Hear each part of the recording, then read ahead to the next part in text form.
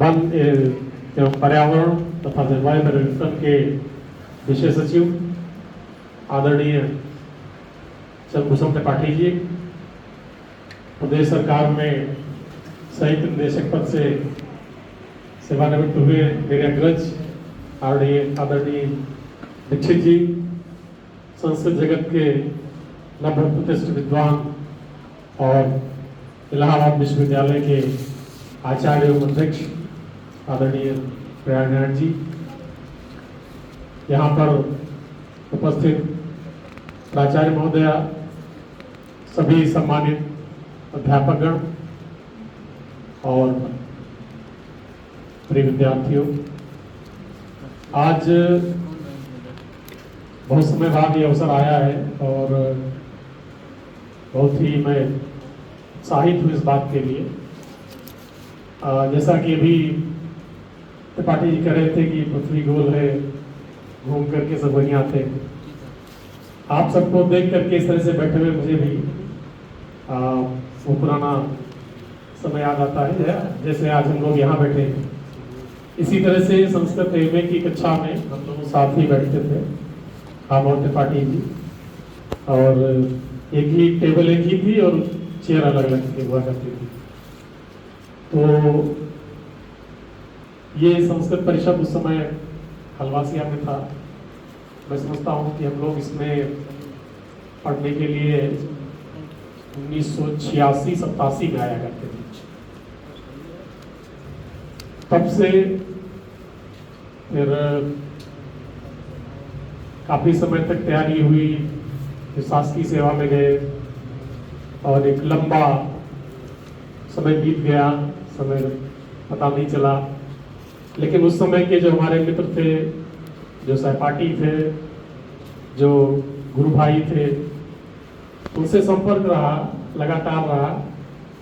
और आज भी जो जहाँ जिस पद पर है वहाँ से हम लोगों का संपर्क है।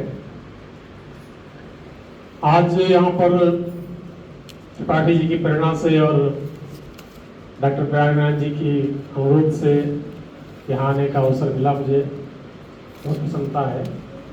और जो विषय आप लोगों के समक्ष यहाँ पर रखा जाने वाला है कि संस्कृत विषय को लेकर के हम लोग, क्योंकि जीवन में जीविका का संबंध होता है जब हम लोग अपनी शिक्षा पूरी करेंगे तो उसके बाद किसी किसी क्षेत्र में पदार्पण करना ही होगा। प्रायः क्या होता है, परंपरा सी थी पहले भी हम लोगों के, जब हम लोग पढ़ा करते थे कि शिक्षा की ओर हम लोग आकर्षित हुआ करते थे कि अध्यापक बनेंगे। वो सपना था, आज भी है। लेकिन अध्यापन में भी अपनी एक चुनौती है और प्रशासकीय सेवाओं में भी अपनी एक चुनौती है। इन सब चीजों में दूसरा पक्ष भी होता है। अगर आप अध्यापन में आए हैं, उसका एक पक्ष है, और अगर आप शासकीय सेवा में हैं, प्रशासनिक अधिकारी के रूप में काम कर रहे हैं, तो उसका अपना कुछ सकारात्मक पक्ष भी है, कुछ नकारात्मक पक्ष भी होता है। लेकिन आज के जो हमारे संस्कृत के विद्यार्थी आगे जाएंगे तो उनके सामने ये एक समस्या रहती है कि वो अपना कैरियर क्या चुने, किधर जाएं। क्योंकि हमारे पास जो विश्वविद्यालय हैं, जो विद्यालय हैं, जिसे हम संस्कृत पढ़ करके पीजीटी में जाते हैं, टीजीटी में जाते हैं, विश्वविद्यालय में जाते हैं, वहां पर जितने भी संस्कृत के पद हैं, तो जब कोई वहां पर सेवानिवृत्त होगा तो अध्याचन जाएगा, और जितने पद सेवानिवृत्त, जितने भी अध्यापक सेवानिवृत्त होंगे उतना ही आपको वहां पर एंट्री मिल पाएगी। लेकिन प्रशासनिक सेवाओं में ऐसा नहीं है। वहां पर अगर कोई आईआईटीएम है, कोई दूसरे विषय का भी जानकार है, आईएएस अधिकारी है, और अगर सेवानिवृत्त होता है, अध्याचन जाएगा, तो उसकी जगह भी आप जा सकते हैं। संस्कृत लेकर के जा सकते हैं। तो इसलिए वहाँ इस तरह की कोई बाध्यता नहीं है। तो वो एक फील्ड है जो हमारे लिए अवसर प्रदान करती है।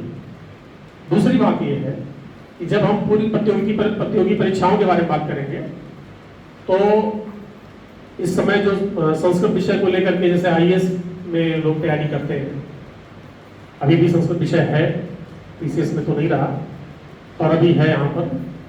तो इन विषयों में संस्कृत विषय की जब हम लोग बात करते हैं तो हमारे पास काफ़ी बड़ी उपलब्धियां रहती हैं और काफ़ी बड़ी संभावनाएं रहती हैं, क्योंकि जब हम प्रतियोगिता में जाएंगे, चाहे प्रशासनिक क्षेत्र में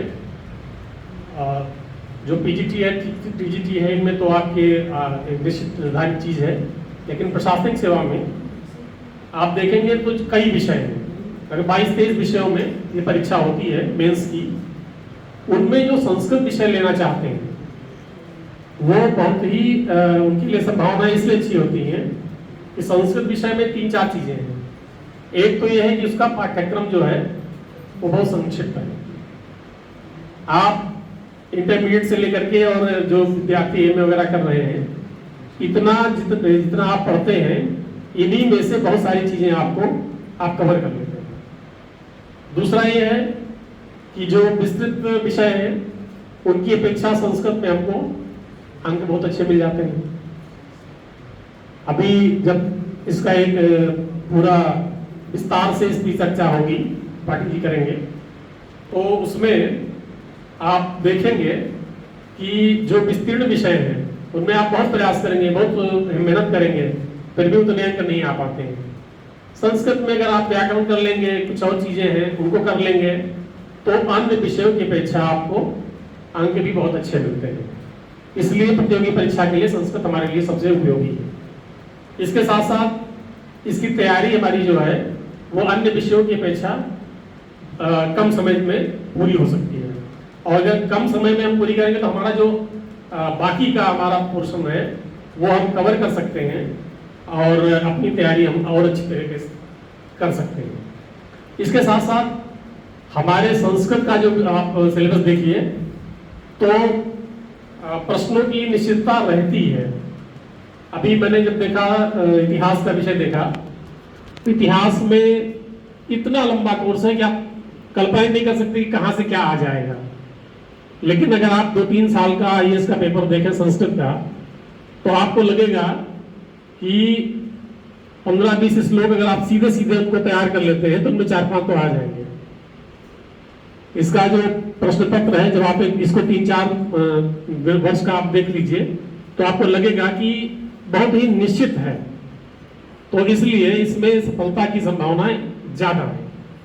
संस्कृत को लेकर के हम प्रतियोगी परीक्षाओं में अच्छे तरीके से वैकल्पिक विषय के रूप में, बाकी तो आजकल जो व्यवस्था आ गई है कि उसमें जो अधिक अंक हैं हमको जनरल स्टडी में और शायद जो उसके निबंध है, सामान्य हिंदी है, सामान्य अंग्रेजी है, इन चीज़ों में होते हैं, तो उनमें हम लोग तैयारी करेंगे और वो सबका एक जैसा है, लेकिन वैकल्पिक विषय में हम और लोगों से आगे जा सकते हैं। तो इसलिए हमारे जो विद्यार्थी हैं, जिन लोगों ने ये सोचा हुआ है या नहीं सोचा है, तो सोचिए कि आप संस्कृत विषय को लेकर के और प्रतियोगी परीक्षाओं में जाएं। आप ये यकीन मानिए कि अन्य विषयों की अपेक्षा आप इसमें अधिक संभावनाएं ले सकते हैं, और जो भी इतने सारे बच्चे जो यहाँ पर उपस्थित हैं बच्चे, इनमें से अगर 4-5 लोग भी मन में ये संकल्प ले लेते हैं कि नहीं हमको ऐसे करना है, तो उनका अपना जीवन तो सुधरेगा ही सुधरेगा, लेकिन वो लोग भी और कई हजार लोगों का जीवन सुधार सकते हैं। ये ऐसी फील्ड है प्रशासनिक सेवा में।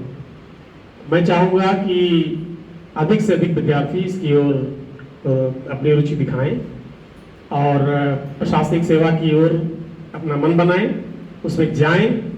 आपको मिलेगा कि जो सामान्य उपलब्धियां हैं उनके साथ साथ आपको अपने कैरियर से भी संतुष्टि मिलेगी और आपको लगेगा कि हाँ हमने जीवन में दूसरों के लिए भी कुछ किया है। तो इसलिए प्रतियोगी परीक्षाओं के लिए आप मन बनाएं और उसमें अवश्य जाएं। ये अलग बात है कि उसकी चुनौतियां अलग हैं, लेकिन मैं यही कहूँगा कि ज़्यादा लोग जो संस्कृत के हैं, जब संख्या बढ़ जाएगी तो उनके सामने समस्या आएगी, तो उनमें से प्रतियोगी परीक्षाएं हमारे लिए काफ़ी अच्छा रहेगा। बाकी कई वक्ता हैं, वो आपसे इस संबंध में चर्चा करेंगे। मैं आज पुनः यहाँ पर आने के लिए और आपके आमंत्रण के लिए मैं यहाँ के आदरणीय उपाध्यक्ष जी को, आदरणीय मंत्री जी को, आदरणीय कोषाध्यक्ष जी को, सभी को हार्दिक धन्यवाद देता हूँ, आभार व्यक्त करता हूँ। धन्यवाद।